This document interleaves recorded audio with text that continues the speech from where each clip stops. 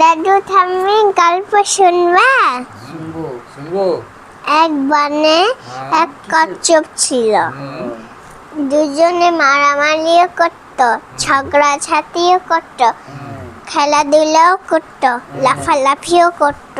তারপর কচ্ছপ বলছে কি আমরা কালকে প্রতিযোগিতা করব, আর খরগোশ বলছে কি প্রতিযোগিতা তোমাকে যদি আমি হারাই দিই তাহলে? তখন খরগোশ বলল আমাকে হারাবে? তারপর কচ্ছপ বলল চলো তাহলে দেখা যাক। তাহলে কালকে সকালে আসে। শান্তি শান্তি শান্তি, আমি হলাম হাতিম। ওই পঞ্চের ঘোড়ার মধ্যে ঘোড়া দাঁড়িয়ে আছে। যখনই আমি 1 2 3 স্টার্ট বলবো তাহলে তোমরা শুরু করবে। যখনই 1 2 3 বললে দৌড়ানো শুরু করলো।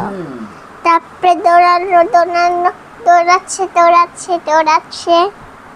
খরগোশ ঘুমায় গেল। তখন শান্তি করলো, ঘুমায় গেল। ফুরফুর এখানে হাওয়া ফুটতে লাগলো। এই বিকাল হয়ে গেল।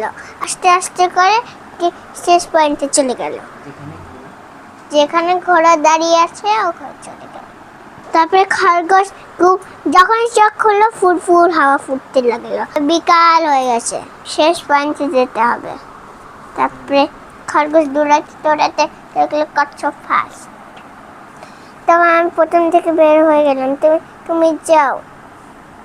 বুনু, আমরা এর থেকে কি শিখলাম?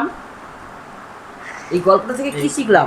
বীর ও স্থির ব্যক্তিরাই প্রতিযোগিতায় জয়লাভ করে।